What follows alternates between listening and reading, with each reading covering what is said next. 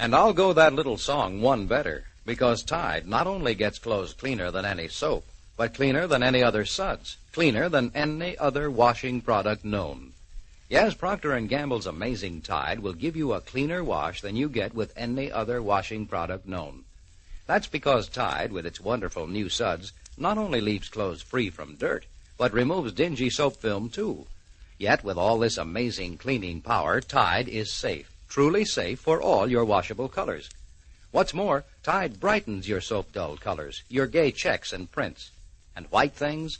Why, in hardest water, Tide gets linens and shirts whiter than any other washing product known. And that's not all. Tide keeps them white, week after week, never turns them yellow. So next wash day, start using Tide, the one washing product known that gives you all this. The cleanest, brightest, whitest wash you ever hung on the line.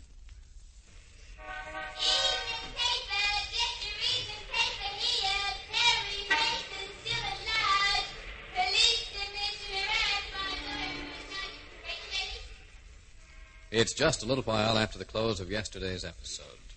We're standing on the sidewalk in front of New York's Smart Pelican Club as a long, sleek convertible pulls up to the entrance. You know who that is getting out?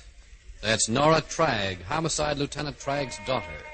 And she's with Sid Samarino, proprietor of Sid's Roomba Palace. You can just bet we're going to see what that pair's so lovey-dovey about, and in just a minute, too. But first, let's see how Perry Mason and Della are doing.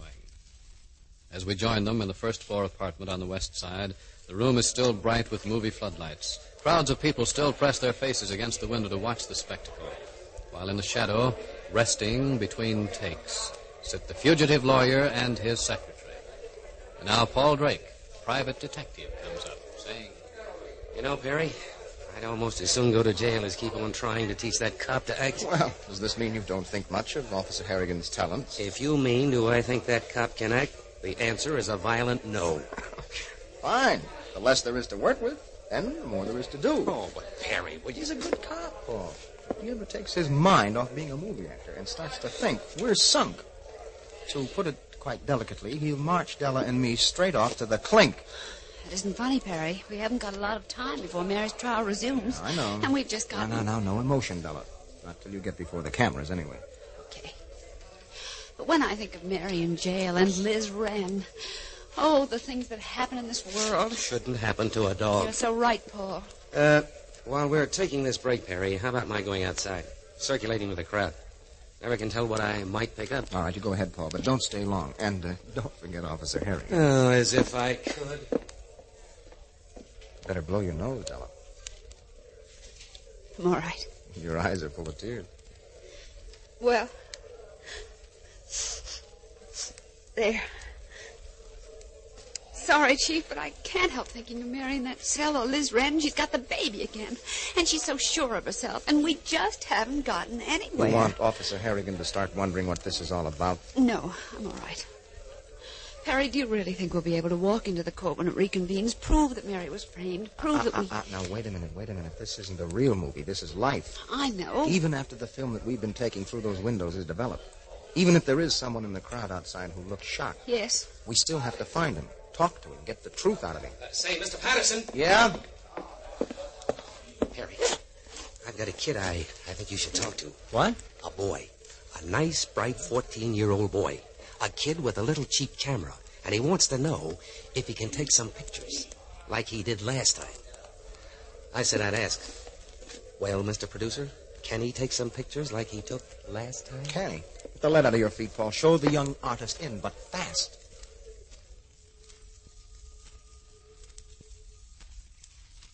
Meanwhile, on the small, crowded dance floor of the Pelican Club, we hear... You dance like an angel, Nora. That's because of the training I had in your rumba palace. Yeah? Yeah. Sid. Yeah? You took me out to tell me something. That's right. To ask me something. I did. Well, don't you think you've kept me in suspense long enough? No, not near long enough. Oh. Besides, maybe I've changed my mind. Oh, Sid. And then again, maybe I haven't. Wait till we get to the table after this dance. Then I'll let you in on the secret. All right. And that's now. Yep, baby, now. Hey, I just noticed you haven't touched your dinner. Oh, I guess I'm too thrilled to eat. Imagine having dinner in the famous Pelican Club. Meaning a cop's daughter like you? Homicide lieutenants like Dad don't bring their daughters to the Pelican Club. And you're a famous actress? You'll even have breakfast here. Let me hold your chair. Thank you. All set? Mm-hmm. Look, baby, I got a question. Yes? What happens to the career if you fall in love? Oh, let's not talk about that, Sid. You've thought of it? Yes. But But what? the man I love might be married. You've fallen for a married man? Oh, I didn't say I had. I only meant a girl can't always get married just because she happens to be in love. You finish your steak just because I'm not hungry. I'm not hungry either. Give me your hand, Nora. But Come on. Say, is this what's got you worried? The wedding ring I always wear? I shouldn't go out with you. You've never talked about them. But I've seen those pictures of your wife and children. You mean the ones on my desk? Don't laugh. I'm so ashamed. You don't have to be. My sister's a good-looking woman, isn't she? Cute kids, too. They call me Uncle Sid. One of them's named after me, the baby. Uncle Sid, your sister. But I thought... I know, but I want people to think. That's why I keep these pictures on my desk. That's why I wear this ring. But... That's right. Take a mouthful. This food's good. Unlike the Rumba Palace. But you mean you're not married? Haven't been for years. But why? I don't You see... eat. I'll talk. Okay? Okay. I don't want to hand myself any bouquets, but when a guy's running a joint like the Rumba Palace and he's got 50 pretty girls hanging around, well, he needs a little protection. This ring, that picture, the best protection I could get. But now all of a sudden, I don't guess I want any protection. And keep on eating, baby. I don't want any more. Can't let you starve. I won't. If you did, I'd... Yes? I'm talking like a school kid. Are you? Yeah. Well, I feel swell. I like it. I'm 10 years younger. Almost as young as you. You'll come to the house and meet Dad and Mother, Sid. Not yet, kid. I can't right now. But I will, later. After a little business is settled. Look, you know why I asked you out with me tonight? Well, you said you'd tell me, but you haven't. I'm nuts about you. Oh. That's nothing to cry about. Like I used to say when I was a kid. Put out your hand, close your eyes, and I'll give you something to make you wise. You're a fool. Now, go on, close your eyes and... Not that hand, the left one. Like this? Yeah. Now you can look. Sid, a ring. A diamond ring. An engagement ring. Would you like to be engaged to me, Nora? Oh, yes. I can't kiss you here, but I'll make up for it later. I better take it off, though, before we get back to the Rumba Palace. Take it off? Why? Because we can't let the whole world know about us yet. I'm in a little jam. Oh, not much, and I'll get out, but until I do, well, put that ring on a ribbon and wear it around your neck or whatever it is girls do. What kind of a jam, Sid? It's nothing. Can I help?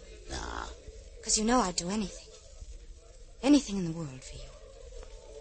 Maybe I'll hold you to that one of these days. Anytime, Sid. Any place. I think you mean it. I do. Oh, I do. You're okay, Nora. You're the kind of kid I've always wanted to meet. And I'm going to marry you. Loyal, honest, in there, pitching when she's needed. And pretty, too. What more could a guy ask? Oh, you. Now, baby, what do you say we go out to the car, huh? There's a couple of things I'd like to whisper. Obediently, Nora rises, her head in happy, rosy clouds. Behind her, his eyes cold and calculating, marches Sid Samarino, to whom Nora has just become secretly engaged. Sid smiles. So, B.H. Murtaugh may want him on the stand, eh? May want him to give Elizabeth Wren an alibi for the time when Mary McKean was framed.